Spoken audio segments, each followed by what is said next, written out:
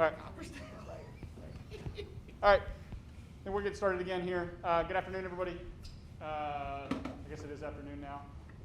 This will be a great lecture for right after lunch. I'm glad we stuffed you full of roast beef and mashed potatoes before you get to listen to me talk about ventilators again. I titled this talk, Sam Talks About Ventilators Again. And my clicker's not working. So raise your left hand straight up in the air. It worked. There we go. Oh, come on.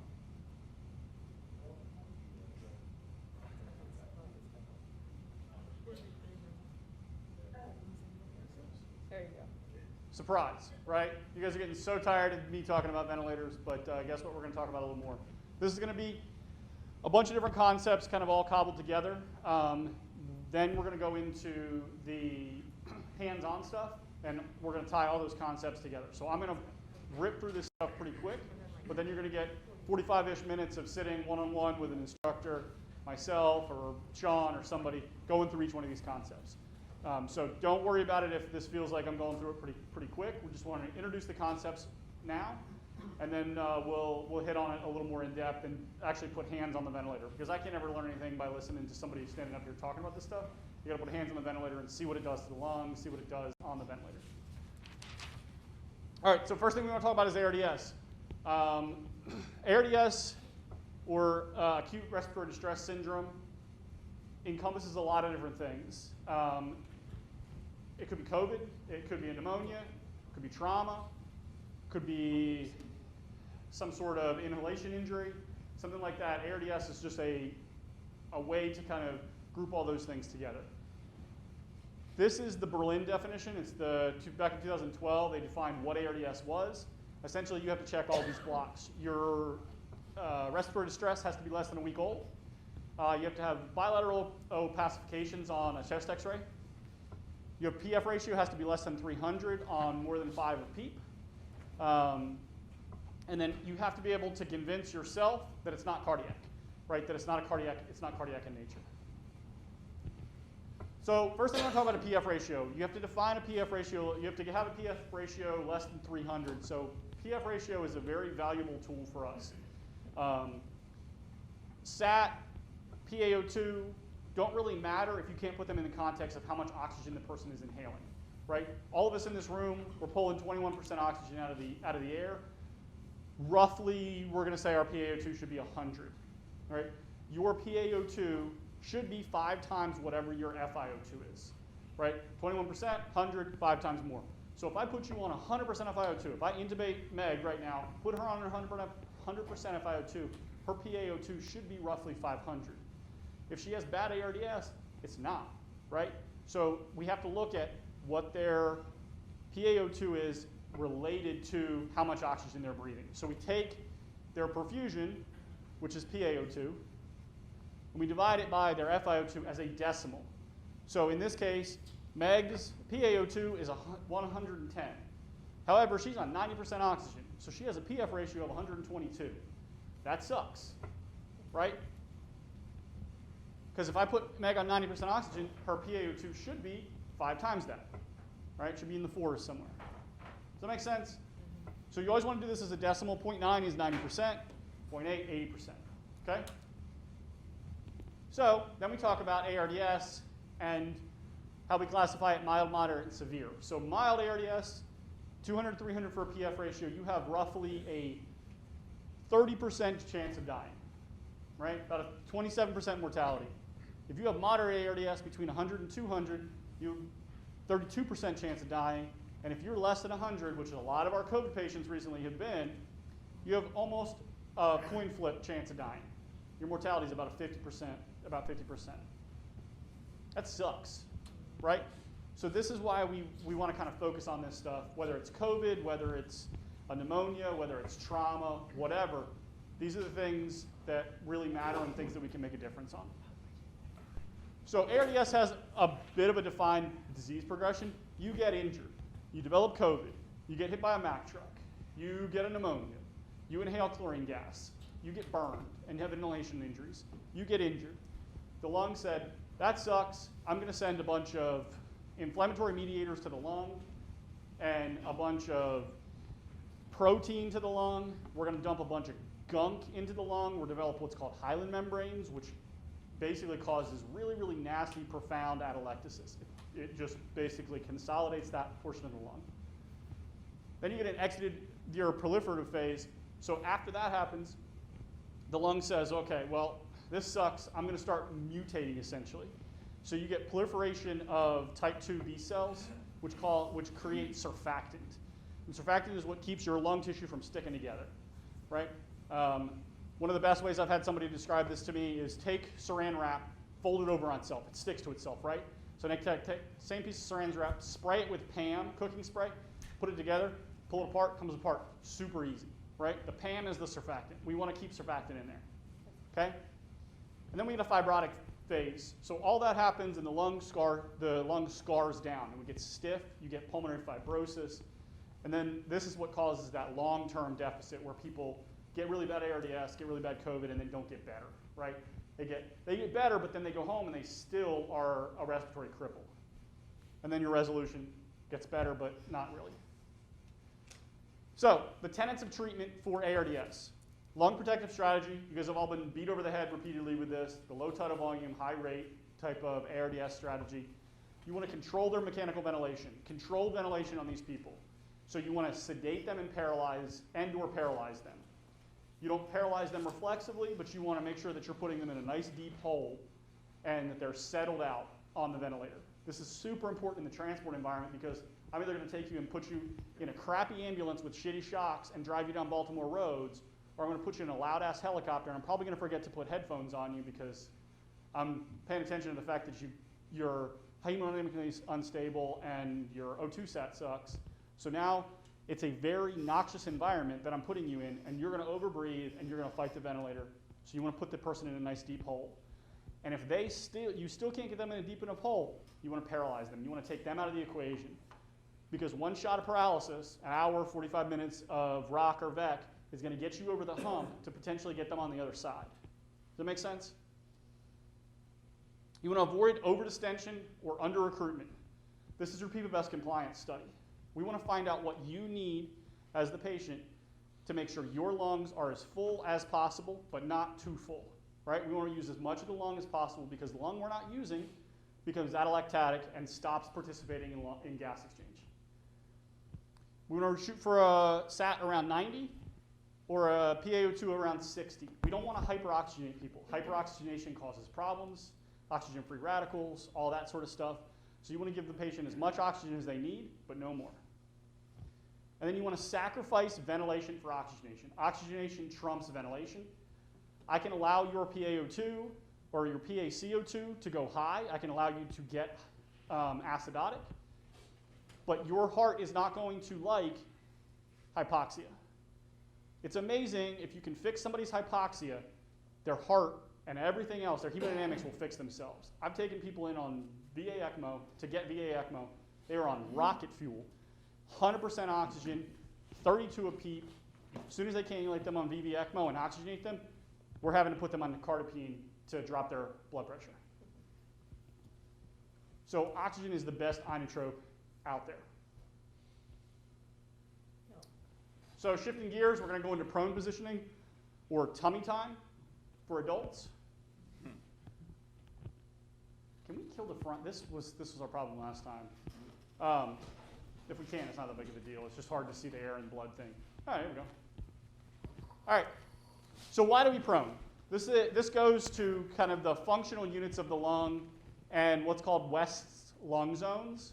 So you have zone 1, zone 2, zone 3. So zone 1, this is on the left here, and you guys in the other room can't see this, but the upright one on the left of the picture, as you're looking at it, is a person standing up, right? So the top portion of the lung, zone 1, has more air than it has blood. So you have aerated lung, but not as much perfusion going through there. Zone 2, the middle of the lung, has pretty much a balance between aeration and perfusion. So this is where you're doing most of your ventilation and perfusion. This is where you're moving gas back and forth in and out of the body. And then the bottom of the lung, zone 3 there, is where you've got more blood than you have air. So you are putting a decent amount of blood through there, but you don't have as much gas exchange. So when we lay somebody's bolt flat, like we are on the right side, B, or the supine, we essentially lose zone 1. Zone 2 gets about the same size, bigger, and zone 3 gets bigger, right? So that's not doing us a whole lot of good, which is why we don't sit people bolt flat, right? We always try and sit somebody up. We don't ever lay these lung patients flat. Because what happens with gravity? All that junk that I just talked about, all that exudate, falls with gravity and goes to the back of the lung. So essentially, you've got an area with a bunch of perfusion, all gummed up and crappy at the back of the lung, right? So now we're increasing that VQ mismatch. That make sense? Yeah. All right. So, but that doesn't explain why we prone. I lost my clicker again.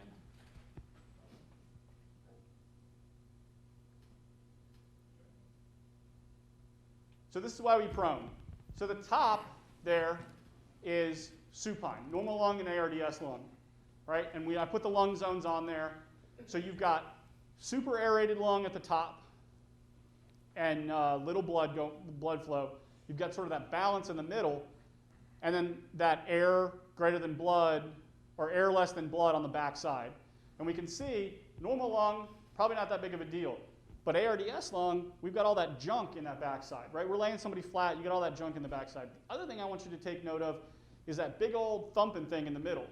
Well, our heart weighs 8 pounds or so, I think is what they say. So you got this 8-pound bag of meat laying on your lungs, right? And it's squishing the lungs. So now you've got a section of the lungs that's compressed because you have your heart sitting there. Well, we gotta have a heart, so we can't take that out and get it out of the way. So we can flip you on your face and take your heart off of your lungs and put it on the bed. And this is why we prone. When we flip somebody over, you can see normal lung, the back of the lung gets super aerated, it becomes zone 1.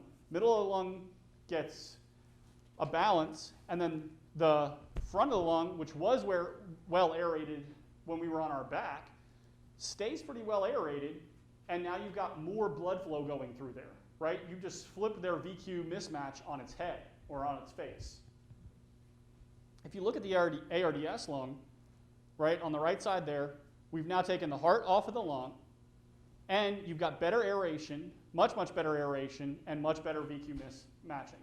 Does that make sense? This is why we prone people. We're finding lung to put gas into and do VQ matching. So a couple studies, we're going to pound through a couple studies here on proning. So back in 2001, they did a prospective RCT with about 300 people, and they saw a 50 to 75% improvement in oxygenation. And then in 2013, and this has been the one that a lot of people quote, it's the Perceive trial, 466 people in a multi-center RCT. They had a 28-day mortality drop almost in half. So the prone group had a 16% mortality, and the supine group had a 32%, almost 33% mortality, which is giving you a number needed to treat. Number needed to treat is how many people I need to do this to have a positive improvement in mortality. 6. So if you prone 6 people, you've now made one of them alive at the end of it. That's insane. NNTs that low are crazy. We almost never see NNTs that low. They had a better oxygenation, lower oxygen requirements, and more ventilator-free days in the prone group. The only caveat I will say is this group, this RCT, they were very specific on who they recruited. You had to be sick as shit to get proned. So they very specifically targeted people with PFs less than 100. So that goes to what we're going to talk about in the meta-analysis on this next page, if my clicker is going to work again. So back in 2010, they did a meta-analysis of 1,800 patients. Significant decrease in mortality if your PF was less than 100. So NNT there was 11. So I need to treat 11 people to have one of them alive at the end of my 28 days. Increase in oxygenation, reduced ventilator-required pneumonia, and they didn't really see any effect on mechanical ventilation days. So sort of a mixed bag on the studies, but overall, very, very positive. And the plus to proning is it takes no special equipment, very little special training, right? My sister works at a small community hospital. I've been harassing her to start doing proning, right? She doesn't need ECMO circuits. She doesn't need all this fancy stuff. She just needs people strong enough to flip somebody on their face and some practice, right? It's a simple thing to do. All right, shifting gears again. Obstructive lung diseases. So what are our obstructive lung diseases? COPD. Asthma, right? Those are essentially the two spectrums of it. One's on one end, one's on the other. And we're going to talk about those two specifically. So asthma, COPD, emphysema, right? They both can't get air out. Asthma is an airway problem. COPD is an airway and a lung problem. And we're going to talk about this specifically when we start looking at numbers on the ventilator. But it includes both the airways and the lungs. You have some airway swelling and some airway narrowing, but you also have crap compliance, right? The lungs become trash bags and they're floppy. They have no spring back. Asthma, you have high inspiratory resistance, and COPD, you sort of have a spectrum of inspiratory resistance, anywhere from tight asthma-looking inspiratory resistance all the way to normal inspiratory resistance because there's no airway issue, and you actually have less resistance from the lung to inflate. Asthma patients typically have normal lungs, and the asthma COPD patient has a very, very compliant trash bag for a lung, really floppy lungs, no elastance to it. So the priority for both these patient populations is to get air out. And we do that with time to exhale. The priority is give them time to exhale. And we do that with I time, rate, and tidal volume. So we need to give a bigger tidal volume and a lower rate. So opposite of the ARDS patient, right? Or we go with a shorter I time to get them a longer time to exhale. But depending on your rate, you have to adjust your I time, and all these things kind of factor into each other. And like I said, we're going to go through a bunch of these scenarios, and you're going to put your hands on the ventilator and see how it kind of affects things. All right. Sean and I have been talking about this sort of how do we read the ventilator. And I was taught how to read a 12 lead in a very systematic way. You look at this, then you look at this, then you look at this, then you look at this. So we're trying to come up with something with the ventilator there. So we want to kind of look at it as a primary and secondary survey. My primary survey is, when we read the ventilator, is to stop looking at the ventilator, because we're going to look at our patient first. Right? We always work patient back to machine. So the big reason for this is that if my patient is creating false numbers, looking at the ventilator does me no good. Right? If they have a little tiny ET tube, or the ET tube's kinked, or there's a bunch of crap in the ET tube, somebody forgot to pull the ballard completely out, and the ballard's halfway down their ET tube and causing resistance, the numbers on the ventilator don't make any sense. If they're trying to suck the plastic out of the inside of their ET tube because they're undersedated and or profoundly desynchronous, the numbers on the ventilator don't make any sense. And their sedation and analgesia is non-existent because they're coming from the NCCU. The numbers on the ventilator potentially don't make any sense, right? So now we want to look at things on the ventilator that are going to kill my patient right now. So when I walk in a room, I look at my patient. How do they look? And then I look at my ventilator. Is their minute ventilation 0.3? Is their tidal volume 30 cc's? Is their peak inspiratory pressure 80 and they're getting no volume? Like, what are the life threat things on the ventilator right now? Then we move on to actually examining the ventilator. If all those things are settled, then I can move on to actually looking at my ventilator. I look at my pressure waveform and look at these three pieces on there. Are they in a pressure volume? What's their I time? And are they not submissive, but spontaneous or passive? I look at their flow waveform. What's their compliance look like? What's their auto peep?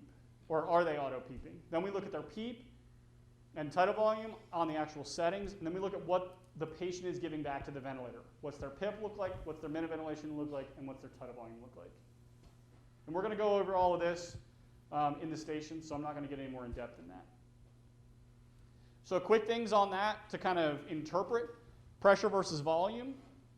So we can immediately walk in the room, don't even look at the top right of the screen, and we can say, is that patient getting pressure breaths or volume breaths? So on the top section there, those are pressure breaths. And the way we know that is we have a square pressure waveform, and we have what's called a decelerating flow waveform. So the flow, the purple waveform, goes straight up and then decelerates off. And my pressure waveform goes straight up, squares off, and then drops at when my I time expires. Volume ventilation goes up in a climbing fashion, right? Because if you look at the flow waveform, the ventilator turns flow on at a set flow. So it says, you need a 500 cc tidal volume breath. I need to turn flow on at 30 liters a minute. And it turns flow on at 30 liters a minute for the length of the I time. So for 1 second, you get 30 liters a minute. So I'm putting 30 liters a minute into the lung bag, and it gets bigger and bigger and bigger and bigger over the course of the breath. So my pressure climbs over the course of the breath. Does that make sense? So this is a normal pressure waveform. And we'll use this in my station when we talk about sort of reading all of the algorithm or all of the waveforms. But we almost always, unless somebody's played around with the ventilator just to make your life more difficult, have your pressure waveform on top, followed by your flow waveform, followed by your volume waveform, and then that's an end tidal on the bottom. They're actually monitoring end tidal through this ventilator. Oh. So this is spontaneous. Almost every ventilator that I'm aware of on the face of the, not almost, every ventilator I'm aware of on the face of the planet marks the spontaneous breath somehow. Our ventilator, the T1, marks it by having little pink triangles, or purple, or whatever color you want them to be. This is the Avia. It marks it by making the actual breath a different color.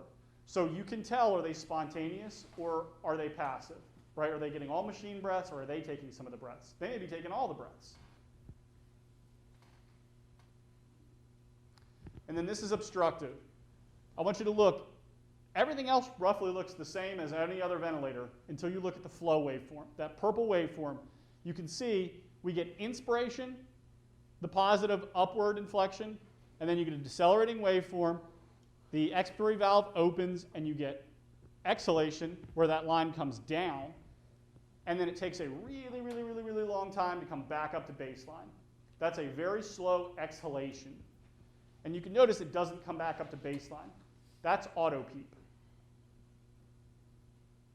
Here's another example of it. Notice how that does not come back to baseline. That means you're auto peeping. So in a split second, I can walk in, look at the flow waveform, and say, that patient's auto peeping. And then we can address that. And then this is an ARDS pneumonia. This is somebody with really tight lungs. So you notice how our flow is very fast. And the thing I want you to keep in mind, and this can be a little bit deceptive, these scales auto scale. So if we go back, so I want you to compare that. The top line on that is 40 liters a minute. The very top of that scale is 40 liters a minute. So at max, that person's inhaling about 40 liters a minute, 45 liters a minute. We go back here, the top on that is 300 liters a minute. So their inspiratory and expiratory flow are very fast. And before it rescales, you can see it as a big, giant spike up and down. And it's very narrow. If you want to think about it the way you do with EKG, it's wide complex and then narrow complex QRSs, right? Somebody whose lungs are very tight and their compliance is very tight, they're very narrow. You can see how narrow that is. And then if you go back to somebody with normal or even like big compliance, a COPD, or notice how wide that is? That's your compliance. You can look in a split second at your flow and know what your compliance is. Can you back up the other two slides too, just to compare them? That one? No. Back up. That one? Back one. One more? And one more. Notice how fast they come back up to baseline on the exhalatory side?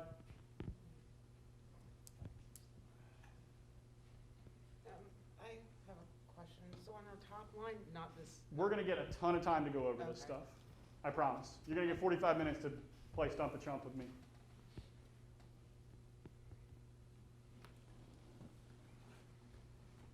We have to talk about static versus dynamic compliance. These are the numbers, and this is the monitoring you can get back off the T1.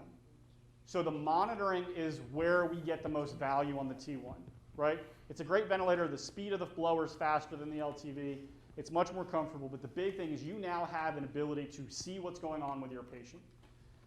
So we have to talk about static versus dynamic numbers. Static numbers require a pause, and dynamic numbers are constant. They're rolling. Neither one of these numbers comes up very well if your patient is very, very active on the ventilator, because their negative pressure is throwing everything off. Them taking breaths is throwing everything off. Them stopping their inhalation is throwing things off. So you want to make sure that they're sedated and or paralyzed. We're going to talk basically about compliance. So it's how much pressure is needed to get a certain volume in. And I want you to think about, you're doing a push-up, right? Normal, I'm doing a push-up, nothing's going on. Then I put an anvil on your back. That's compliance, right? I've now increased the amount of force that you have to do to get up. So compliance equals how much force I need to get a certain volume being my body weight off the ground. Does that make sense? And that's poor compliance. This would be poor compliance. Got it. Okay, just making sure. Really, really, like a COPD compliance would be me doing push-ups on the moon, Okay. right? Very easy for me to push away. Problem is, I'm going to get my next breath and I'm still floating up there. Does that make sense? Yeah. So static compliance is what we see on the T1. The ventilator uses an algorithm. It doesn't actually do a pause. It does an automatic pause. You don't need to do a pause. It uses something called least squares method. If you want to learn about that, Google it. But the normal lung is about 50 to 70. Mild ARDS, I need to get rid of that. I looked at this and missed that. ARDS is a range between 15 and 45. 15 being profound ARDS, 45 being mild ARDS. And then COPD on the opposite end of the spectrum, 65 to 100. And this is a value to be trended, not a point in space type of thing. That's what their compliance is. Let me treat it. It's a trending thing. We're going to talk about resistance. So it's the airway piece of it. So now compliance is the lung, how hard it is to move through the lung. Resistance is how hard it is to move through the airways, or everything above the lung. So expiratory resistance typically is greater than inspiratory resistance. That's the problem with the asthmatic, right? They can get air in, they can't get air out. Normal resistance, or our inspiratory, and the ventilator measures this, is 10 to 15. Really probably 8 to 12, depending on which book you read. But you get this number right on the ventilator. It does this as a rolling number. It's an inspiratory resistance. So you can say, okay, why are my PIPs hot? Is it a compliance issue, or is it an airway issue? Things that can cause an inspiratory resistance: kinked tube, clogged HME, so they've got bad pulmonary edema and they've coughed up a bunch of pink frothy crap into their HME and filter. ET tube placement, right main stem, right? Or pathology, right? We've got COPD, we've got asthma, we've got something like that.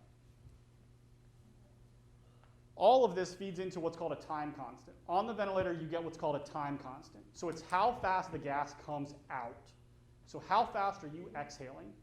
It's a product of both expiratory resistance and compliance. So it's static compliance, so it's compliance and expiratory resistance. So how hard is it to get the gas out? And how hard are my lungs squeezing to push it out, right? ARDS has a very, very short time constant because you have tight lungs and typically a normal airway. If you have an asthmatic that's having an asthma attack while having ARDS, they're hosed, okay? Which is why we give bronchodilators to asthmatic, or not asthmatics, to COPD, ARDS patients. You'll see a lot of times they'll be giving albuterol to ARDS patients because the last thing you want to do is increase their airway resistance. COPD patients have floppy lungs, so their time constant is very long. They take a long time to get their gas out. Asthma patients have normal lungs, so their compliance is good, right? Their lungs are springing back. They're trying to get their gas out. They got an airway problem. So do they have a long or a short time constant? Long.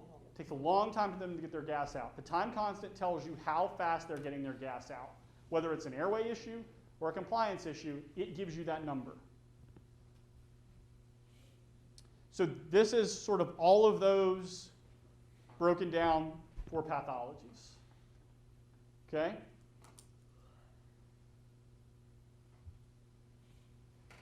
Questions so far?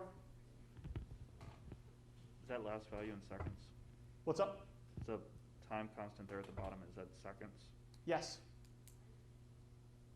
So, and 3, multiply that time constant times 3, and that's 75% of exhalation. That's almost a complete exhalation. We use 75% as essentially full exhalation. So if you look at this, you can have a really bad asthmatic that's going to take 9 seconds to exhale.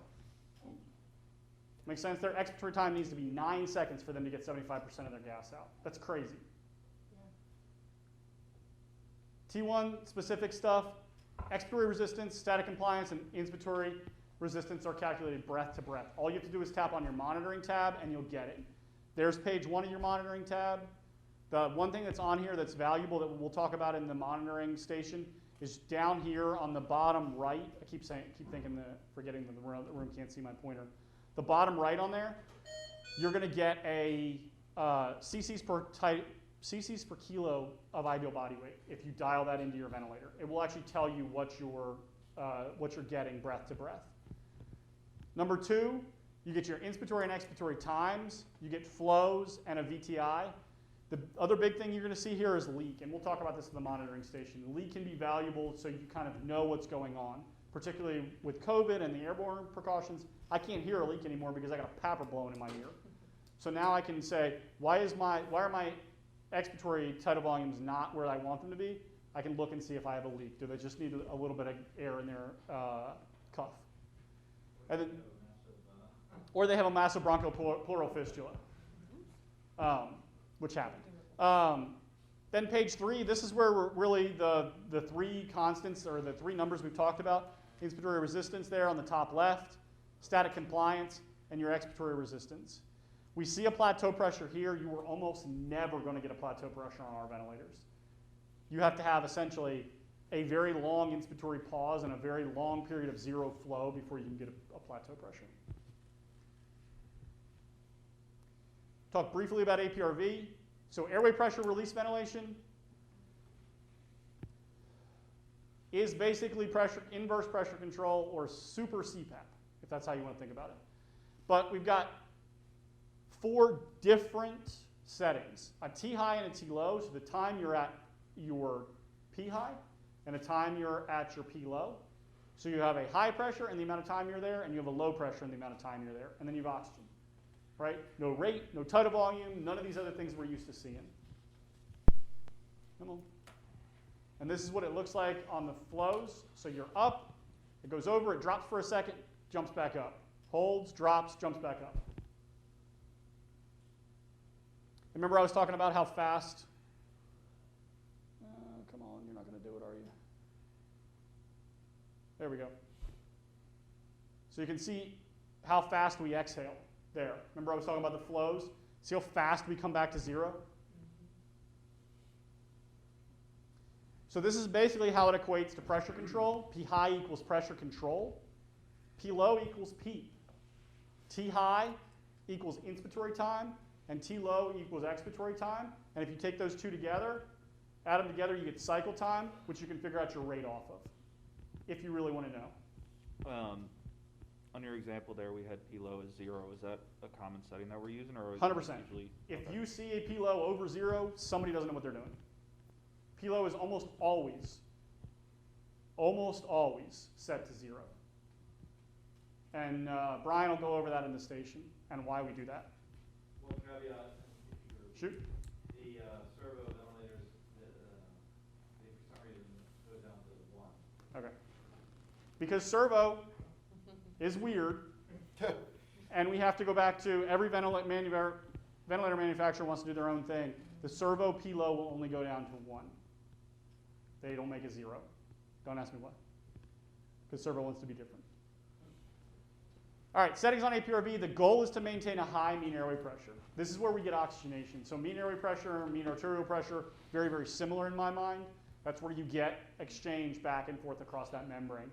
So the goal is to capture 50 to 75% of expiratory flow. We're essentially dialing in auto peak. And like I said, Brian will talk about this in the station and how we do that and why we do that. That's why we set our P low to 0, because we're not actually dialing in a peep. We're setting an auto. We're essentially dialing in programmed auto peep by making the T low very short. And the goal is to promote CO2 clearance as much as possible. We do that with P low. Setting it to 0 increases the amount of gas you can get out. It doesn't cause any back pressure.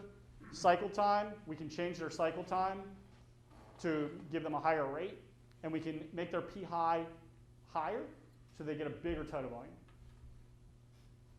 But the goal is always to sacrifice ventilation for oxygenation. If I have to choose one over the other, I'm going to choose oxygenation every day and twice on Sundays. All right, shifting gears again. This is the Aerogen ultrasonic nebulizer. This is being rolled out as soon as we're done. We've got them all. This is how we're going to deliver inline nebs. That's where it goes. You guys will see it in 3 different stations. It's a vibrating palladium mesh disc with 1,000 holes in it. It vibrates so fast that it aerosolizes the medication.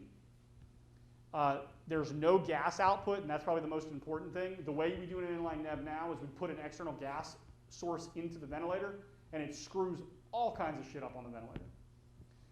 There's a 9-fold increase in drug delivery, so the drug actually gets down to where we want it to go.